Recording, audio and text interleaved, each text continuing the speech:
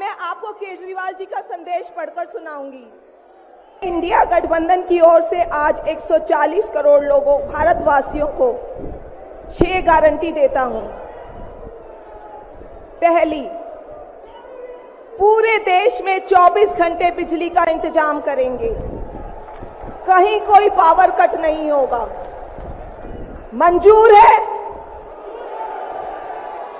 दूसरा, पूरे देश के गरीबों की बिजली फ्री करेंगे, मंजूर है? तीसरी, हर गांव और हर मोहल्ले में शानदार सरकारी स्कूल बनाएंगे।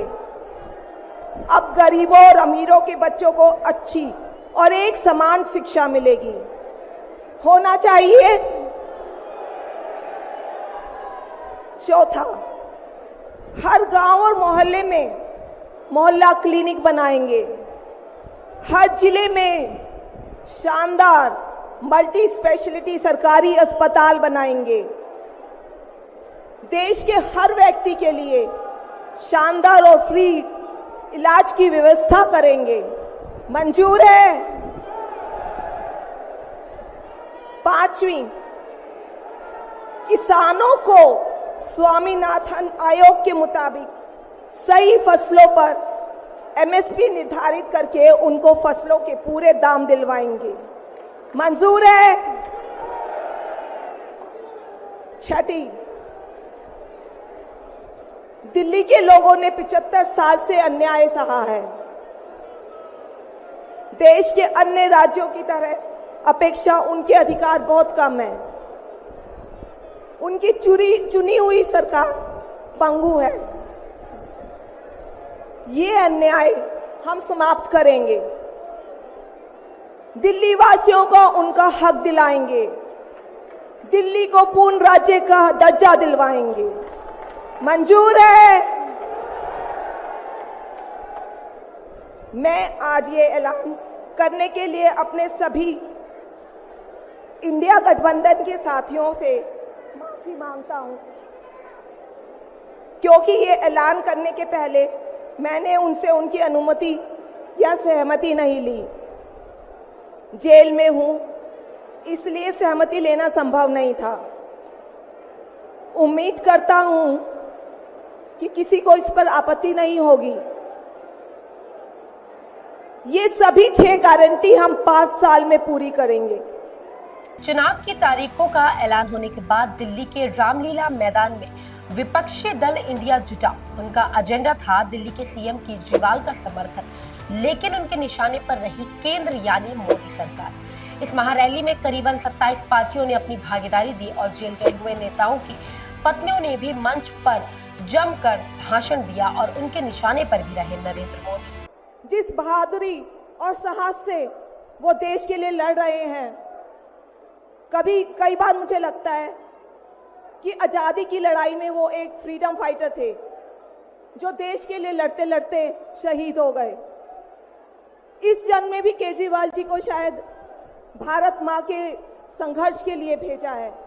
आज भारत में बाबा साहेब जी के संविधान के प्राप्त जितनी भी गारंटियां हैं, उन सभी को एनडीए सरकार के द्वारा उसे नष्ट किया जा रहा है। इनकी गारंटियों की गारंटी कौन लेगा? जिन्होंने एक एक करके हमारे संवैधानिक संस्थाओं के संवैधानिक मूल्यों को तहस नहस किया है। जिस ढंग से आज बेरोजगारी चरम सीमा पर है, जिस ढंग से आज महंगाई 7वें आसमान पर है, जिस ढंग से पूरे देश में नफरत की आग फैलाई जा रही है, जिस ढंग से हर एक जाति, हर एक वर्ग के अधिकारों की रक्षा के लिए भी यहां कोई नहीं खड़ा हुआ है। क्या कोई भी इस देश में बड़ा नेता हो जाए वो सबसे बड़ा नहीं होता है। आज भारत की जनता सबसे बड़ी है।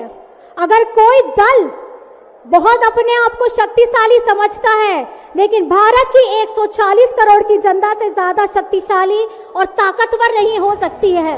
महागठबंधन की दिल्ली में आयोजित इस महारैली में 2 महिलाएं प्रमुख रूप से दिखाई दी।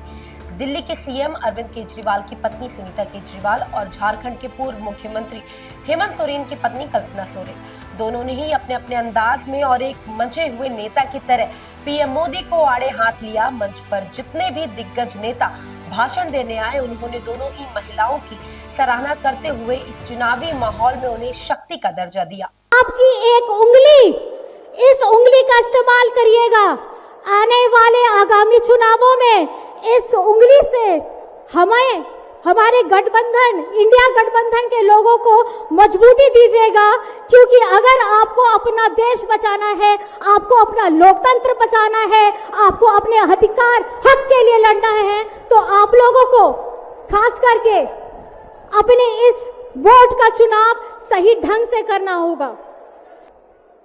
आपके केजरीवाल शेर है, शेर।